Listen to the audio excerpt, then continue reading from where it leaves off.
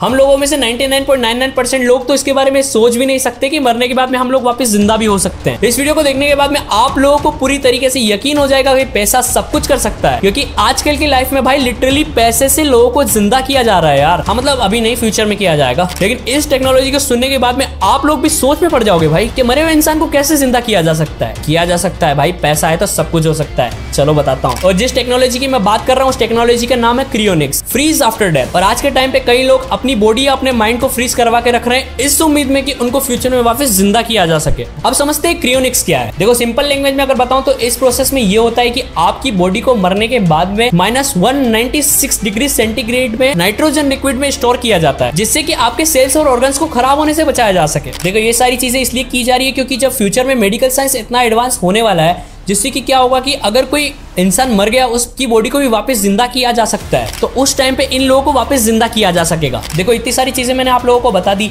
ये सारी चीजें सुन के आप लोगों के माइंड में सिर्फ एक ही सवाल आ रहा होगा कि क्या नॉर्मल इंसान ने अभी तक ये सारी चीजें ट्राई करी है? तो भाई किसी एक इंसान ने नहीं, अभी तक कम से कम 300 से प्लस लोग ये सारी चीजें ट्राई कर चुके हैं, यानी अपनी बॉडी को वो फ्रीज में रखवा चुके हैं भाई। एंड साइंटिस्ट ने इस प्रोसेस को भी 2 पार्ट्स में डिवाइड किया है। एक में ये होता है कि आपके सिर्फ बॉडी को फ्रीज में प्रिजर्व किया जाता है, एंड सेकंड वाले में ये होता है कि आपके सिर्फ माइंड को प्रिजर्व किया जाता है। एंड सबसे ज्यादा पॉपुलर क्रायोनिक्स फैसिलिटी का नाम है एल्कर लाइफ एक्सटेंशन फाउंडेशन, जो कि यूएसए में है। तो इस प्रोसेस में ये होता है कि जैसे ही कोई इंसान मर जाता है तो उसकी बॉडी में से सारा ब्लड निकाल कर क्रायो प्रोटेक्टेंट से रिप्लेस कर दिया जाता है। देखो क्रायो प्रोटेक्टेंट एक टाइप का एंटी फ्रीज होता है, जिससे कि क्या होता है कि आपकी बॉडी में जो भी सेल्स है वो फ्रीज नहीं होते हैं, और उसके कुछ देर के बाद में इन बॉडीज को डाल देते हैं लिक्विड नाइट्रोजन के अंदर, और उस टाइम का टेम्परेचर होता है -196 डिग्री सेंटीग्रेड। देखो प्रोसेस की तो हमने बात कर ली, अब बात करते हैं इसमें कितना पैसा लगता है। तो देखो सीधी सी बात है, जैसे आप अपनी फुल बॉडी को इसमें प्रिजर्व करके रखना चाहते हैं तो इसमें लगेंगे आपके 1.5 से 2 करोड़ रुपए।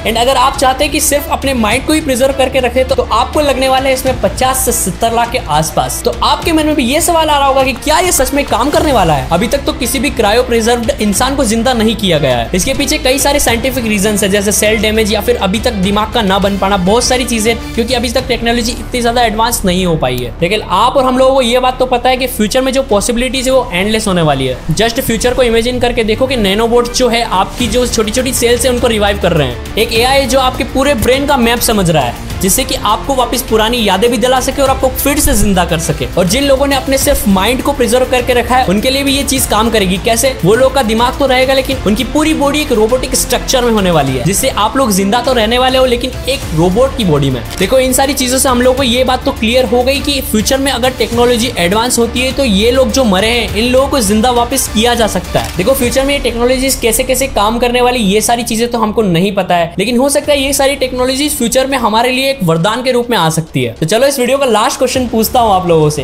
क्या आप भी अपनी बॉडी या फिर अपने माइंड को इस वाले फ्रीजर में प्रिजर्व करवा के रखना चाहते हो? कमेंट में मुझे जरूर बताना। एंड इस टाइप की टेक रिलेटेड फ्यूचरिस्टिक वीडियोस देखने के लिए मुझे सब्सक्राइब जरूर कर लेना।